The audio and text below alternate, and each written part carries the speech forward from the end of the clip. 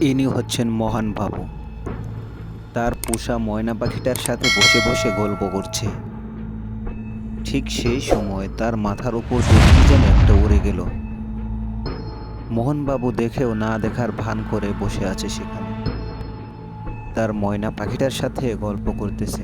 কিন্তু একটু পরেও সেম অবস্থা। এই জিনিসটা যেন এবার উল্টো দিক থেকে তার মাথার উপর দিয়ে আবার উড়ে গেল। মোহনবাবু সেদিকে ধ্যান না দিয়ে সে তার ময়না পাখিটার সাথে বসে বসে গল্প করতেছে। ময়না পাখিটাও হয়তো কিছু একটা আঁচ পেয়েছে। আঁচ পেয়ে ময়না পাখিটা উড়ে গেল সেখান থেকে। মোহনবাবু এবার কিছু না ভেবে ওখান থেকে উঠে বাড়ির দিকে রওনা হলো। অনেক রাত হয়েছে, এত রাত্রিবেলায় বাইরে থাকা ঠিক হবে না এখন। রাতের জ্যোৎস্নাটাও অনেক সুন্দর উঠেছে। রাতে সুন্দর চাঁদ দেখা গেছে। ঠিক পরের দিন ভোরবেলায় পাখির কিচিরমিচির আওয়াজ শোনা যায়। মহেনবাবু তার বাগান বাড়িতে বসে আছে। বাগান বাড়ি না এটা, তার একটি গাছের বাগান এটি। এখানে বসে বসে সে কিছু একটা খাচ্ছে আর চিন্তা ভাবনা করতেছে। কিন্তু সেখানে সে বসে আছে, জায়গাটা ভালো না, জায়গাটা অনেক খারাপ। তারপরও যেহেতু তার নিজের বাগান, তাই সে পুরো বাগানটা ঘুরে ঘুরে দেখবে সেই চিন্তা ভাবনাই করছে। যেই ভাবা সেই কাজ। মহেনবাবু এবার চিন্তা করলো, এবার ওঠা যাক। মহেনবাবু এবার উঠে তার বাগানে ঘোরাঘুরি শুরু করলো।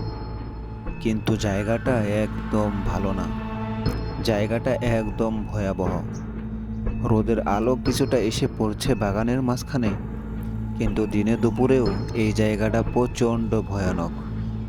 তাই মহেনবাবু চিন্তা করলো এখানে আর থাকা যাবে না। তাই সে এবার প্ল্যান করলো সে বাসায় চলে যাবে। যেই ভাবা সেই কাজ। মহেনবাবু বাড়ির দিকে রওনা হলো, কারণ বাসায় তার স্ত্রী তার জন্য অপেক্ষা করতেছে। বুঝলে গিন্নি, আজ যে বাগান বাড়িটাতে গিয়েছিলাম না, ওটার অবস্থাটা তেমন ভালো না বুঝলে। কেমন যেন ভৌতিক ভৌতিক লাগলো। তাই ভাবলাম রাতের বেলা গিয়ে একবার দেখেই আসবো কিনা। এইসব বিষয় নিয়েই মহেনবাবু তার স্ত্রীর সাথে আলাপ করলো এবং ভাবলো আজ রাতেই সে আবার তার বাগান বাড়িতে যাবে। যেই ভাবা সেই কাজ। মহেনবাবু এবার চিন্তা করেই নিয়েছে। রাতের বেলায় রেল লাইনের পথ ধরে হাঁটতে শুরু করলো মহেনবাবু। হাঁটতেছে কিন্তু তার অনেক ভয় লাগতেছে, কারণ জায়গাটা ভালো না।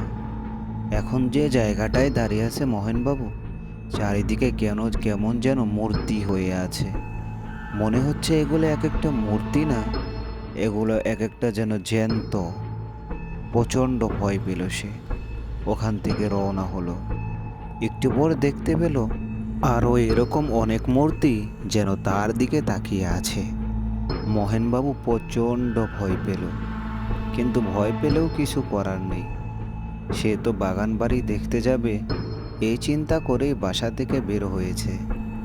তাই মহেনবাবু চিন্তা করলো যাওয়া যাক ওদিকে। সে ওখান থেকে সরার চেষ্টা করলো, কিন্তু কি যেন একটা তার পিছনে এসে দাঁড়িয়েছে। এমন একটা জিনিস যে তার সাদা কাপড় পরে হাঁটতেছে রাস্তা দিয়ে। মহেনবাবুর একবারও চোখ এড়ালো না সেই জিনিসটা। মহেনবাবু যেন একবার খোলা দেখলো চোখে। তারপর একটু পরে মহেনবাবু আবার দেখলো সাদা কাপড়ে মোড়ানো তার দিকে হেঁটে হেঁটে আসছে। মোহনবাবু সেখান থেকে ভয়ে পালাতে থাকলো, কিন্তু পালাতে গিয়ে সে আরো বড় ভয় পেয়ে গেল। সেই কারণে সে আরো জোরে পা চালাতে লাগলো, কারণ এক একটা মূর্তি যেন তার দিকে তাকিয়ে আছে। এমনভাবে তাকিয়ে আছে যেন সে তাকে গিলে খেয়ে ফেলবে। এই কারণে সে চেষ্টা করলো আরো দ্রুত পা চালানোর জন্য। পা চালিয়ে হেঁটে হেঁটে চলছে, জানে না কোথায় আজকে বাসায় পৌঁছাতে পারবে কিনা। হঠাৎ দেখলো রাস্তার পাশে একটি চায়ের দোকান। রাত্রের বেলা কিন্তু সেখানে লোক নেই। মহেনবাবু দাঁড়িয়ে সেখানে ডাকলো ভিতরে কেউ আছে কিনা সেটা বক্ষ করার জন্য। একটু পর একটা লোক বেরিয়ে আসলো। তারপর তাকে জিজ্ঞেস করলো কি হয়েছে ভাই? মহেনবাবু তার সাথে ঘটে যাওয়া প্রত্যেকটা ঘটনা তাকে বলল। এই কথা শুনে লোকটি বলল, আজকে না হয় আমার বাড়িতে থেকে যান। আমি দোকান আর বাড়ি একসাথেই চালাই, তাই কোনো সমস্যা নেই।